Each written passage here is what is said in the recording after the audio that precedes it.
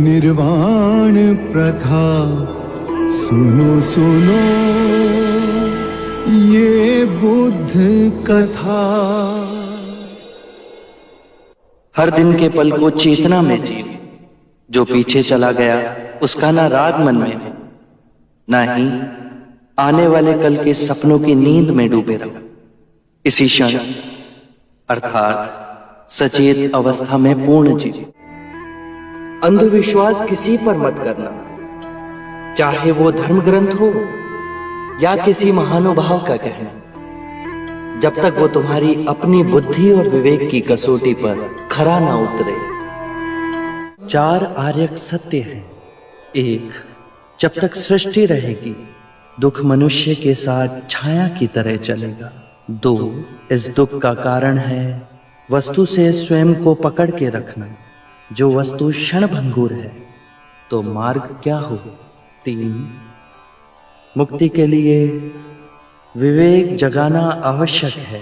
स्वयं को केंद्रित रखो, जो आए चाहे दुख की सूचना या आनंद की परछाई, उसके बीच स्वयं को स्थिर रखो। 4, इस मार्ग पर दुख के बंधन टूटेंगे और परम सत्य की उपलब्धि होगी। ये संसार जिसे हम यथार्थ मानते हैं दुख और पीड़ा का क्षणभंगुर खेल है। जो जन्मा है उसकी मृत्यु निश्चित है, यही सृष्टि का नियम है। अज्ञान ही सारी विषमताओं की जड़ में है। अज्ञान न पूजा न व्रत न चढ़ावों से समाप्त होता है।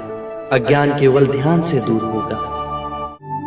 सौंदर्य अनित्य है, इसीलिए भाव बोध से मुक्त पुरुष न सुंदरता से सम्मोहित होता है और न ही कुरूपता से विरक्त। जिस क्षण तुम्हारे अंतर में ये भाव उत्पन्न हुआ कि तुम पाप कर रहे थे, उसी क्षण तुमने स्वयं अपनी मुक्ति के मार्ग पर पहला पग धर दिया है।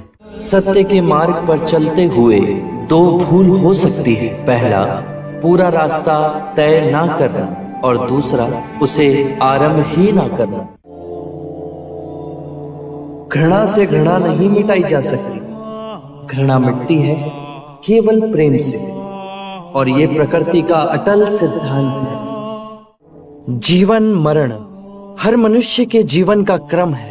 यदि हम चैतन्य हो इस पूरे विधान को समझें तो हर दिवस ऐसा जीवन जी सकते हैं जहां शांति, सद्बुद्धि, आनंद, संतोष का सर्वदा वास होगा।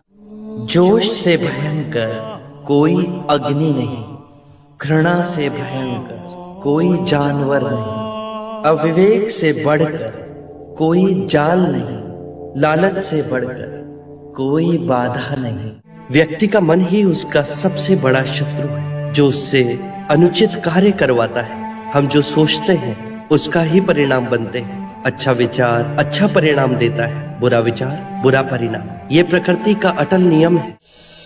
करुणा से ही हम दूसरे जीव की पीड़ा समझ सकते हैं, उसका दुख दूर कर सकते हैं।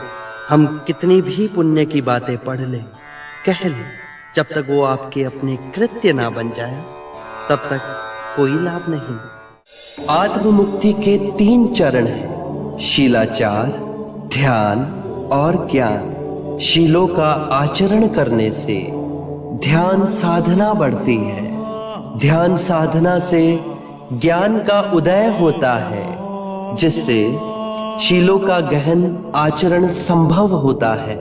इससे हम लोभ, क्रोध और अज्ञान से मुक्त होकर आत्म मुक्ति, शांति और आनंद की प्राप्ति कर सकते हैं। इस शरीर रूपी जन्म में ही नहीं, शरीर के पश्चात वाली यात्रा में भी जैसा कर्म होगा वैसा ही फल होगा। जीवन का रहस्य है भय से मुक्त होना। कल क्या होगा, तुम्हारा या मेरा क्या होगा, किसी पे निर्भर ना होना। जैसे ही भय को अस्वीकार करोगे पूर्ण मुक्ति मिलेगी। धर्म और संघ हम सब के अंतर में है।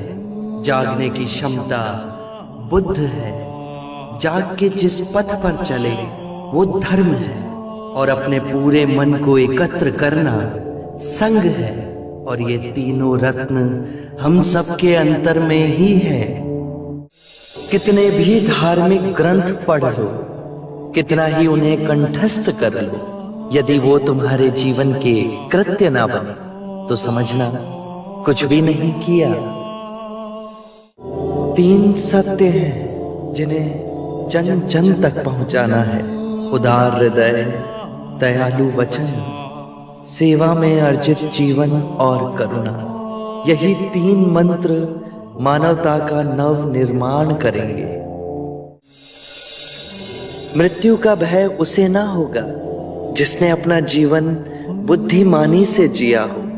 ये शरीर तो नश्वर है, पर मेरी वाणी, मेरे सूत्र बन सदैव आप लोगों के पथ को प्रकाशमयी करेंगे। अपो दीपो भव, अपना दिया स्वयं बनना, अपने बुद्ध को पहचानना। जागो और धर्म के मार्ग पे चलो, अपने अंतर के संग को साधो। अपनी शरण में जानो, किसी को ना खोजना। जो है सब अस्थिर है, उसके बीच स्थिर रहना। परिश्रम से निरंतर संघर्ष करना, कभी हार ना मानना। बुद्धं शरणं गच्छामि, धम्मं शरणं गच्छामि,